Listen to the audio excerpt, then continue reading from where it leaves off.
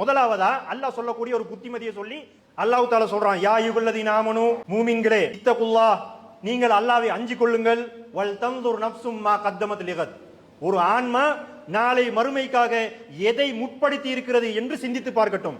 இப்ப நான் இருக்கிறேன், என்னுடைய பருவ வயது 15 வயசுல இருந்து எனக்கு 40 வயசுன்னு சொன்னா இத்தனை வருட காலங்கள்ல என்னுடைய மறுமை வாழ்க்கைக்காக நான் எதை சேர்த்து வச்சிருக்கிறேன் எனக்கு சிந்திக்க சொல்லுது மார்க்கம். ஒவ்வொருத்தருக்கும் சிந்திக்க சொல்லுது. 50 வயசு 60 வயசு சகோதரர்கள் எல்லாம் இருக்கிறீங்க, பருவ வயதுல இருந்து இதுவரைக்கும் ஏன் மறுமை வாழ்க்கைக்காக நான் எதை சேர்த்து வச்சிருக்கிறேன்?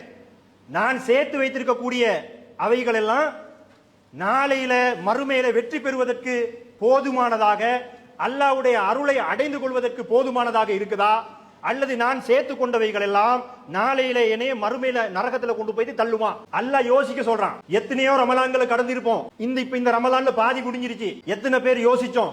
யோசிக்க கூடியவர்களாக இருந்தா குறிப்பாக ரமலான் மாசத்துல தான தர்மங்கள் செய்யறது, அதே மாதிரி தௌபா கேட்கறது. இந்த 15 16 நோன்பு வந்துருச்சே, எத்தனை பேர் தௌபா கேட்டோம்? போன ரமலான்ல இருந்து இந்த ரமலானுக்குள்ள எவ்வளவு தவறுகளை செஞ்சிருப்போம்?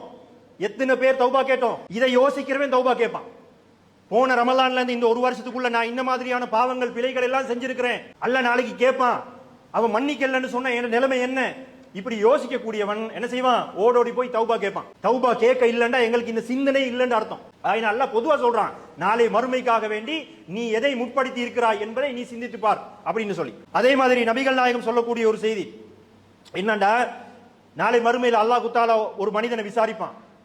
விசாரிக்கும் பொழுது அல்லாவுக்கும் அவனுக்கும் இடையில எந்த ஒரு திரையும் இருக்காது, பேஸ் டு பேஸ். அவன் அல்லாஹ்வை பார்ப்பான், அல்லாஹ் அவனை பார்ப்பான். விசாரணை என்பது பலவிதமாக நடக்கும்.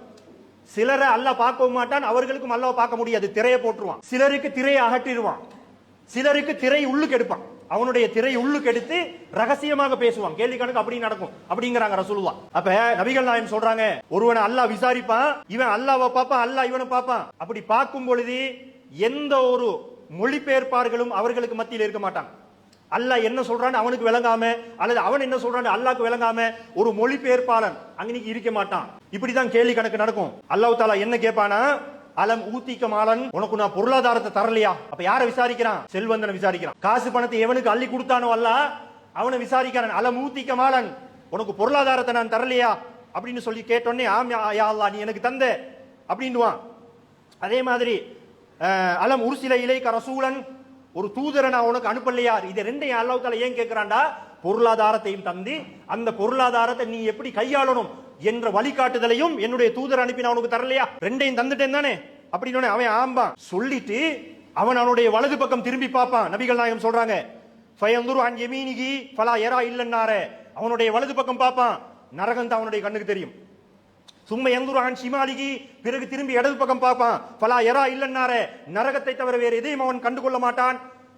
கடைசியா நபிகள் நாயகம் ஒரு புத்திமதி சொல்றாங்க, ஃபல் யத்தகியன்ன அஹதுக்கும் முன்னார வலவு பிஷிக்கி தம்ரத்தின், ஒரு பேரீச்சப்பழ துண்டையேனும் தர்மமாக கொடுத்து நீங்க நரகத்தை அஞ்சிக்கிறீங்க. நாளைக்கு நரகம் போறதுக்கு முக்கியமான ஒரு காரணம் இந்த கஞ்சத்தனம்.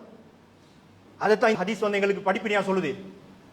இங்கிட்டுக்கு பார்த்தா நரகம், அங்கிட்டுக்கு பார்த்தா நரகம்டா நபிகள் நாயகம் இலக்கியமா சொல்றாங்க. எந்த பக்கம் பார்த்தாலும் நரகம் ரசூல் எதை சொல்றாங்க, நீ கஞ்சத்தனம் காட்டின இல்ல உனக்கு நரகம் கன்ஃபார்ம். இது சஹீஹுல் புகாரியில 1413வது ஹதீஸாக இடம்பெற்றிருக்கிறது. அப்ப இன்னொன்று விளங்கணும், பேரீச்ச பழ துண்டை ஏனும் குடுங்கன்னு ரசூலா சொல்றாங்களே, இது பணக்காரர்களுக்கு சொல்லல. இதுக்கு போற பெரிய லட்சாதிபதி கோடீஸ்வரர்கள் எல்லாம் ரசூலுல்லாஹ் ஈச்சப்பழத்தை கொடுத்தா போதும்னு சொல்லிட்டாங்க. ஆகினால வாங்க நாங்க எல்லாம் ஈச்சப்பழத்தை பெட்டியை வாங்கி வச்சுக்கிட்டு ஈச்சப்பழ துண்டை கொடுப்போம்னு சொல்லி அப்படி வந்துடக்கூடாது. ஈச்சப்பழ துண்டை கொடுங்கன்னு யாருக்கு சொல்றாங்க ரசூலுல்லாஹ்? எவன் ஈச்சப்பழத்தை தான் திங்கிற லெவல்ல வீட்டுல இருக்கிறானோ அவன் வீட்டுல ஈச்சப்பழம் தான் இருக்குது. ஒரு தர்மம் கேட்டு வாரானா பாதியாச்சும் பிச்சு கொடுத்து நரகத்தை பயந்துக்க.